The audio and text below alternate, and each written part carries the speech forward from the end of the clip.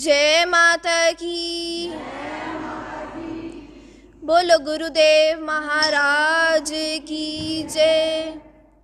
सागर से भी अधिक गहराई है जिसकी, हिमालय से भी अधिक ऊंचाई है जिसकी, आसमान से भी अधिक असीमता है जिसकी, और धरती से भी अधिक सहनशीलता है जिसकी, ऐसे मेरे गुरुदेव को शत शत प्रणाम। जय माता की। Guru is a creator as Brahma, a protector as Vishnu, and a destroyer as Shiva. Directly, he is the Supreme Spirit. I offer my salutations to this Guru. गुरुदेव महाराज कहते हैं कि मनुष्य के तन की खूबसूरती तो केवल एक भ्रम है, क्योंकि सबसे खूबसूरत तो उसकी वाणी है, उसकी जुबान है। या तो एक पल में दिल को जीत लेती है, चाहे तो एक पल में दिल को जीत लेती है, नहीं तो एक पल में दिल को चीर देती है। अमीर वो नहीं जिसका सर हीरे और मोती से जड़ा हो, अपितु अमीर तो वो है जो पूरे दिल से और भाव से अपने गुरु के चरणों से जुड़ा हो। जय हो, जय हो। इस संसार में मनुष्य की हस्ती एक खारे समुद्र के समान है, परंतु गुरु की कृपा से वह खारा समुद्र भी मीठी झील बन सकता है। व्यक्ति के इस जीवन में असफल होने का कारण वही है जब वह गुरु के प्रेम को, उनके भाव को छोड़कर बाकी सब कुछ पाने की तमन्ना रखता है, आशा रखता है, विश्वास रखता है, तो इस दुनिया से, इस संसार से यही तो असफल होने का मुख्य कारण है। जय माता की। सच्चे मन से जो करे अपने गुरु का ध्यान, सच्चे मन से जो करे अपने गुरु का ध्यान, पड़े नहीं विपता कभी, ये जीवन हो आसान। ये जीवन हो आसान, अरे ये जीवन हो आसान। गुरु को ब्रह्मा कहा गया है क्योंकि वे हमारे अंदर ज्ञान की उत्पत्ति करते हैं। गुरु को विष्णु कहा जाता है क्योंकि वे हमें बुरे कर्मों से बचाते हैं, हमें मंजिल तक पहुंचाते हैं, धर्म का सार हमें सिखाते हैं। और गुरु को साक्षात शिव कहा जाता है क्योंकि वे हमारे दुखों का संहार करते हैं, बचाते हैं हमें, हमारी मुश्किलों से निवारण करते हैं। इसलिए गुरु को त्रिदेव का स्वरूप कहा जाता है। गुरु के पास 3 नेत्र तो नहीं, परंतु वह फिर भी शिव हैं अपनी उदारता और अपने भोलेपन के कारण। गुरु के पास 4 मुख तो नहीं, परंतु फिर भी ब्रह्मा है अपने अद्भुत ज्ञान के कारण। और गुरुदेव के पास 4 भुजाएं तो नहीं, परंतु फिर भी नारायण है अपने गुणों और सात्विक प्रकृति के कारण। बोलो गुरुदेव महाराज की जय। सुंदर सी गुफा में ज्योत जगमगा रही है, सदियों से जहां सारी दुनिया सिर अपना झुका रही है। ये स्वर्ग से नजारे हमें कहीं ना देखे होंगे, पल में बदलती देखे किस्मत की रेखा। बोल भंडारे माँ बैठी, बोल भंडारे माँ बैठी, खुशियाँ लुटा रही है। सुंदर सी गुफा में ज्योत जगमगा रही है। नारायण हरे।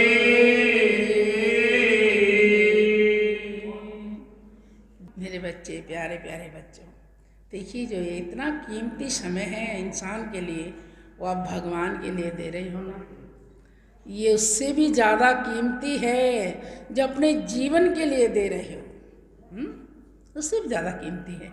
जीवन भगवान के बिना नहीं है और भगवान हमारे बिना नहीं है, इसलिए ये जीवन इतना ही कीमती है जितना कि भगवान है। तो इसीलिए हमें अपनी माँ से, अपने गुरु से, अपने भगवान से इतना ही प्रेम रखना चाहिए जितना हम अपने खाने और पीने और रहने हर चीज़ से करते हैं। उससे भी बढ़कर हमारा प्रेम रहेगा तो हमारे पास बहुत कुछ रहेगा। देखिए, हम कह देते हैं कभी कभी कि कुछ नहीं है। क्यों नहीं है कुछ? भक्ति में क्या शक्ति है, दान करते हैं उसमें क्या शक्ति है, और हम भोजन करते हैं उसमें क्या शक्ति है। एक समय ऐसा था, एक महाराज संत जी एक पेड़ के नीचे तपस्या कर रहे हैं। बिल्कुल वीरान जंगल, कोई पक्षी भी वहां पर नहीं है, और ऊपर एक बड़ा सुंदर पक्षी बैठा। वो महाराज जी को निहार रहा, देख रहा, उसके बिल्कुल ऊपर बैठा। उसी वन में एक शिकारी घूम रहा है, कोई शिकार नहीं मिला। देखिए, भक्ति और भगवान का प्रेम कहाँ पर किसका कैसे उद्धार करता है। सुनने की कथा है, सभी भगत जन मनन भी करें इसे। वो घूमता घूमता वहां पहुंचा जहां के वो महात्मा जी बैठे थे। महात्मा जी को देखकर एक बार चौंक गया, शिकारी चौंक गया कि यहाँ ऐसे वीरान जंगल में डर भी नहीं लग रहा, और अकेला, कोई साधन नहीं खाने पीने का, कुछ भी नहीं यहाँ पर, और मस्ती में बैठा है। किसका उद्धार करने के लिए संत कहाँ पर अपने जीवन को कष्ट देते हैं। आकर के उनके सामने बैठ गए कि महाराज आप यहाँ क्या कर रहे हो? अगर बेटा मैं अपने भगवान की पूजा कर रहा हूँ, हाथ में माला ली हुई थी। कि पूजा? ऐसे वीरान जंगल में, अंधेरे जंगल में बैठे हो, वैसे डर नहीं लगा आपने? क्यों? मुझे तो कोई डर नहीं लगा। तो आप क्या ले रहे हो ये? कि मेरा तरकश है, तीर कमान है मेरा। किस लिए? ये अपने जीवन की रक्षा के लिए रखता हूँ, और शिकारी हूँ, शिकार करता हूँ और अपना पेट भर लेता हूँ। कि अच्छा, आज कोई शिकार नहीं मिला? कि बेटा ये तो गलत है, ये रास्ता पेट भरने का तो गलत है। कि नहीं, गलत तो आप हो, यहाँ भूखे मरे बैठे और भगवान को बुला रहे, तेरा भगवान आया ही नहीं है। तो कहने कुछ नहीं। देखा ऊपर पक्षी बैठा है, शिकारी ने बाण चलाया, पक्षी उसी शिकार में नीचे आया, मर गया, नीचे आया। तो कहने लगा ये माला कि ये मेरा हथियार है, कि ये क्या काम करता है? कि बेटा जब संसार में कोई कुछ भी नहीं काम करता, ये हथियार जब काम करता है, जब सब कुछ फेल हो जाता है ना, तब यह हथियार मेरा काम करता है। कि अच्छा। ऊपर से पक्षी आके मरा, महात्मा जी के सामने पड़ा। बोला तो फिर दिखाओ आपका हथियार क्या काम करता है। और मेरे हथियार ने तो अपना कमाल करके दिखा दिया आपको। कि अच्छा, कि मेरा हथियार मेरी मर्जी से नहीं चलता, जैसे आपने चला दिया बिना पूछे, मेरी मर्जी से नहीं चलता। फिर क्यों हाथ में ले रहे हो उसको? कि मेरा हथियार तो मेरे भगवान की मर्जी से चलता है, मेरी माँ की मर्जी से चलता है। वो चाहेंगे संभव को संभव कर देती हैं, वो चाहेंगी इस हथियार से ना जाने क्या कर देती हैं, लेकिन मैं इसे नहीं चला सकता। मेरा काम तो बस इसको संभाल के रखना है। कि ये तो बिल्कुल नकली है महाराज जी, जो कह रहे हो नकली है ये। कि अच्छा। अपने माँ का नाम लिया, भगवान शिव का नाम लिया, और जो माला ले रहे थे उस पक्षी को पैर से घुमाई, और पक्षी तो एकदम फटफट करते उठ गया। कहने लगा ये क्या? बस मेरा हथियार यही काम करता है। कि महाराज जी ये तो चौंकाने वाली बात है। मैं तो सोचता मेरे जैसा बलवान कोई शिकारी नहीं है, और मेरे एक तीर में ही शिकार किया और नीचे आया पक्षी, और आपने एक माला घुमाई पक्षी के प्राण आ गए। आपका हथियार तो मेरे से भी बहुत बड़ा है। सब कुछ फेंक करके अपने तरकंश वगैरह को और महात्मा के चरणों में लेट जाता है कि हे प्रभु, हे भगवान, आप तो कोई नारायण हो, यहाँ पर शिव हो। आप में इतनी करामात है, जो मुर्दे को जीवित कर देते हो, संभव को संभव कर देते हो। मैंने तो अपने जीवन में पाप ही किया है, पक्षियों का जीवन लिया और पेट भरा चल दिया। शिकार खेलता हूँ, शिकार में दिन रात रहता हूँ, मुझे इससे आगे कुछ मार्ग का नहीं पता है। कि बेटा तेरा हथियार तो हत्या करता है ना, जीवों को कष्ट देता है, और मेरा हथियार जीवात्माओं को सुखी करता है, स्वर्ग पहुंचाता है। कि महाराज, ना तो मुझे पूजा करनी आती, ना मुझे इस हथियार को चलाना आता, घुमाना आता, कुछ नहीं करना आता मुझे। बस ये त्याग कर दिया मैंने। आज से आप ही मेरे सब कुछ हो, गुरु हो, भगवान हो, जो भी कुछ हो, मेरे आप हो। बस मैं आपका यहाँ सेवा, इस झोंपड़ी में सेवा करता रहूँगा।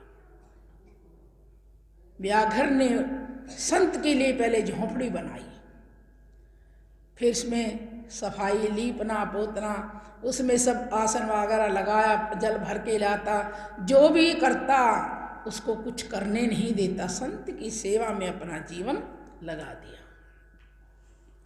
कहने लगे हथियार हो तो गुरु जी आप जैसा हो, जो इतना बड़ा कार्य किया, मेरा कल्याण कैसे होगा, और कोई मार्ग नहीं चरणों के सिवाय। तभी तो क्या कहा कि आपने तो माँ का नाम लिया, भगवान का नाम लिया, तुरंत ये काम कर दिया। अरे लूट सके तो लूट ले, अरे लूट सके तो लूट ले, संत नाम की लूट। अरे लूट सके तो लूट ले, मैया नाम की लूट। पाछे फिर पछताएगा, पाछे फिर पछताएगा, जब प्राण जाएंगे छूट।